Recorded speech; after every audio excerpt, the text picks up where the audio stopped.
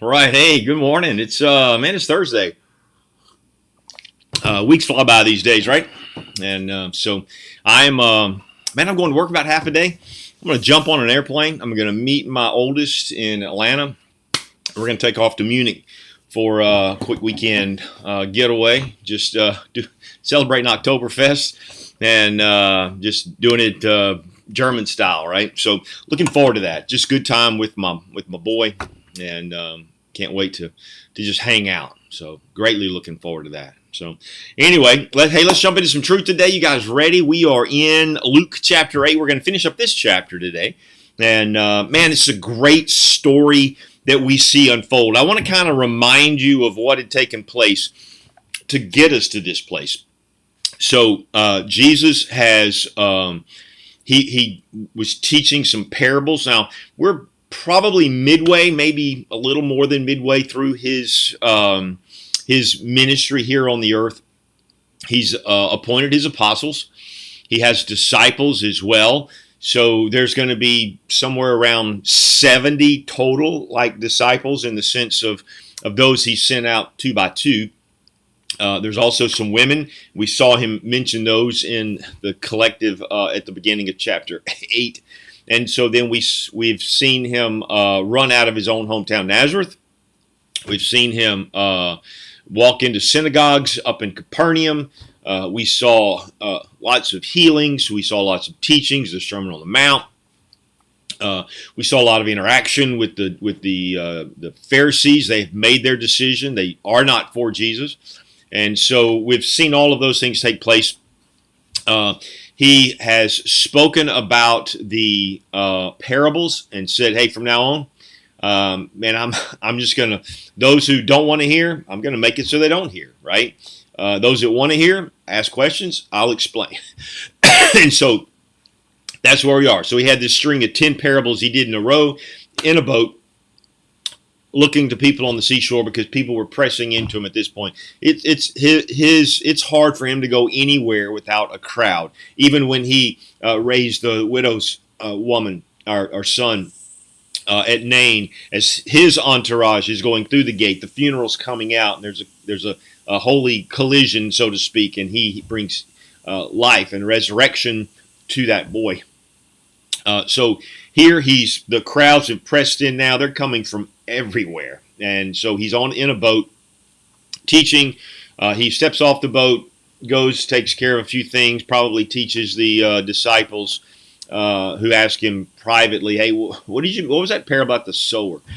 And then potentially a meal comes back. He says, hey, man, let's get out of here and let's go across to the Gerasenes, right? He had a divine appointment there with a couple of demoniacs. And so in his Gentile territory. So he jumps in a boat, little flotilla. Luke doesn't tell us that, but the other Gospels do. And so there's a flotilla kind of taking place, getting them to the other side. Jesus is asleep because it's been an exhausting day for him. And a storm comes down from that northern mountain, and the water, there's a water quake, which means it's just this torrential type upheaval in the waters. Boats are tossing to and fro. Hurricane is in the deal, and they're petrified. Jesus wakes up, looks at the storm, peace be still, and everything is calm. The water is as clear as glass. The breeze has stopped, and these disciples are petrified of who Jesus is. They are like, who? I mean, they've seen the resurrection of the dead, but when you can control all of this, it's like, who is this, right? And so they make their way to the Gerasene Mountains. When they step on shore, they see this naked man running around, yelling. Everybody's kind of fearful. Jesus calms him down, delivers him from demons. The whole town is like freaked out, like, hey, we'd really appreciate it if you just go back where you came from, right? Totally disbelieving. I mean, here's a man that they couldn't hold down. They would chain him. He would break those chains. Everybody was afraid of him. Jesus comes in, calms him, removes the demonics out of him. Next time you see him, he's dressed in his right mind, and he's like, hey, Jesus, can we come follow you? And Jesus said, no, man, look, I need you to go just preach the kingdom of God to your hometown. He does so. Now, they have come back from that deal. And so Jesus, their boats, they beach those boats, or maybe there's a dock there, however that works. And it says in verse 40, and this is where we pick up our story, as Jesus was returning, the people welcomed him, for they had all been waiting for him. Right? So they wake up like, hey, well, where'd he go? And he's over on the other side of the sea. Now he's back, and they're all like, well, he's got to come back. Let's just hang out, wait for him to get here, right? And so they're just all kind of camping out, waiting to hear Jesus, waiting to see him do things, wanting to see the sideshow, the road show, so to speak. And two, some of them are soaking up this truth, right? And so it says, and a man named Jairus came, and he was an official in the synagogue. Now let's just slow down and kind of think about that for a minute. So the synagogues, like I've told you, was the life of this city, right? So you had the Pharisees, the Sadducees, the Sanhedrin. They were the ruling council. And then you had these local gathering spaces. They were called the synagogues, right? You would go there and you would listen to teaching. You would go there and you would receive instruction. You would encourage one another. You would sing a hymn or two. All of these things would take place. Visiting rabbis would come through. Rabbis would bring their students with them, so they would all gather in this synagogue. There would be elders in this synagogue, rulers of this group, kind of a precursor of the church, so to speak, loosely, very loosely. So you've got these guys. Jairus is one of those. He's a leader in the Jewish synagogue. By virtue of that, we're looking at a man who's rich, right? Who's a leader, who's respected, who's honored. He was like the pinnacle of Jewish society, right? This is who he is. The Pharisees, people kind of shuddered to see them come. This man he's like a shepherd. He's like one who, when they gather, he's nurturing people. So this is who he is. And he's got a 12-year-old girl. That's what the scripture says, right? And a man named Jairus came, and he was an official in the synagogue, and he fell at Jesus' feet. Now, just let this soak in, right? Jesus is now, the Pharisees have sent their political word out, right? They've sent their operatives, hey, stay away from this man. Report to us what you find about this man, Jesus. Stay away from him. And if you can, stir up trouble for him, right? I mean, this is known to be what's happening. But yet here comes Jairus, and he's like, man, I don't care. I'm falling at this. This man I've watched. I've heard the stories in the synagogue of what this man has done. They're telling me I've seen it with my own eyes. I'm in trouble. I'm bowing down into his presence. Think about the faith and the sheer throwing off society to go, I'm coming to him. Listen, when you're hurting, there's no such thing as an atheist in that sense. Everybody's crying out, right? And so it says here, for he had only one daughter, about 12 years old, and she's dying. Man, 12-year-old, that's their coming of age parties, right? That's when those things happen. That's when he's starting to look around for a man to marry his daughter so that he can continue his lineage. He can have some help in his old age, all of those things. And she was dying.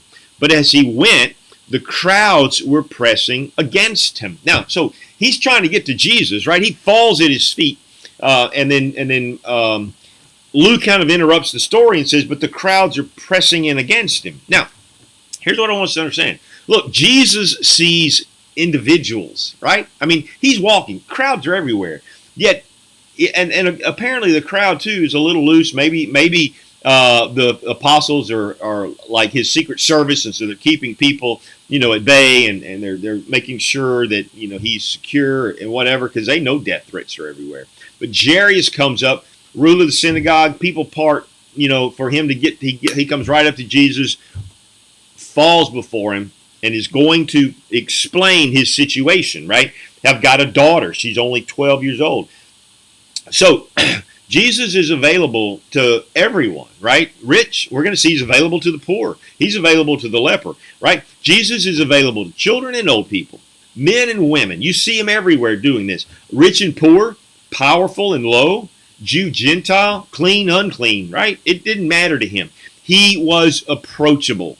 Man, I wish we could just let that sink in and realize that this is our role. We should be people who are holy rebels, who allow for the disruptions of life to love on people, to care for, to serve those who are sick, those who are in prison, those who are hungry, those who are naked, right? This is who he's called us to be about. This is what he will judge us for on the end times, right?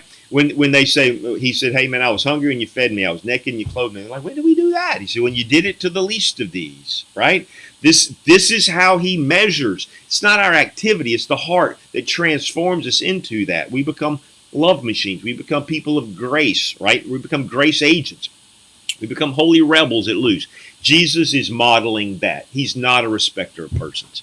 You're a child. Hey, don't keep those kids from me. You're an old person. Hey, come on. You're rich. Great. I'll sit down with you. I'm dissuaded by your money. The poor, come on. I want to meet with you too. Powerful, low, right? Every spectrum, Jew, Gentile, clean, unclean, leper, not a leper, right? This is who he is. It's important that we see that. That's why the scripture says he was a friend. A friend is one who is willing to have their life interrupted for someone else, right? I mean, that's what happens. Friend calls you, you kind of drop everything. Hey, man, need you to help me. I've got a flat tire. Or, hey, can you help me? I'm trying to move in, and I've got, so I need somebody to help me carry this up, right? We do that for each other, don't we? Why? Because that's friendships. So is Jesus. Now, he allows even disruptions of his disruptions, right? I mean, he's walking along, Jairus comes, and so he's like, okay, we'll head to Jairus' house. And in the middle of that, another disruption. Someone reaches out and touches his garment. So now we're seeing these two stories, and they're intertwined, and let's just look at it. Verse 43. And a woman who had suffered a chronic flow of blood for 12 years and could not be healed by anyone. So you've got Jairus, super leader in the synagogue, well respected. You've got this woman who's got an issue of blood. By virtue of that one statement, and it's chronic, 12 years. Jerry's got a 12-year-old daughter. She's got a 12-year-old disease, right? 12 years. She's been ostracized because she's chronically impure. When a woman went through her menstrual cycle, there were processes to get back into society. You had to kind of take a break, come back in. There were some cleansing things. This is the same thing. It's because it's an issue of blood. We don't really know what this issue is, but whatever it is, man, she's just issuing forth this blood, and it's chronic. So she's weak from that, right? She's got to be anemic. I mean, you're losing kind of blood, and as it's replenishing, but you're losing this. You're just weak. There's got to be discomfort in so many ways. I mean, you've got to be having gauze and pads and everything else to take care of whatever's going on. It's messy, right? I mean, it's embarrassing. You can't go to temple. You can't go to synagogue.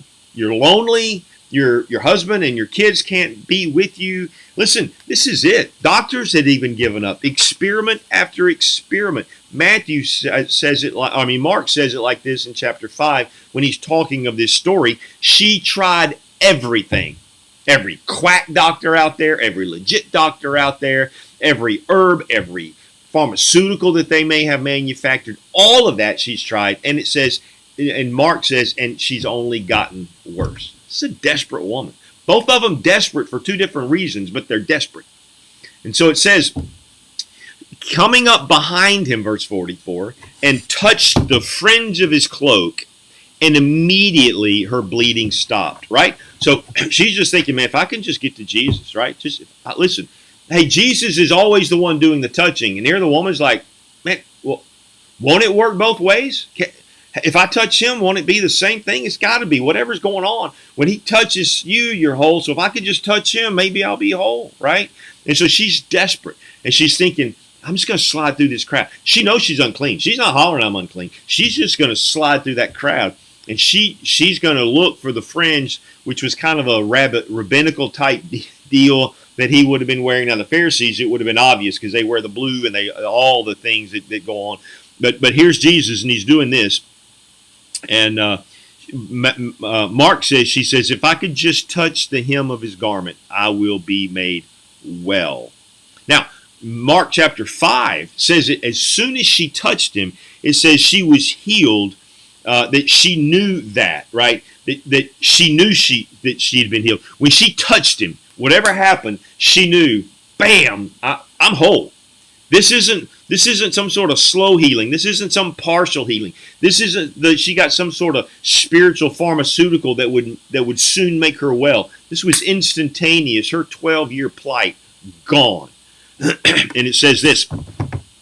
And while they were denying it, so coming up from behind, she touched him. Immediately, her bleeding stopped. And Jesus says, "Hey, who touched me?" And while they're all denying it, man, I didn't touch him. I didn't. They're all afraid. They're afraid something's going to happen. I didn't touch him. So everybody in the crowd is going, "Not me, not me, not me," right?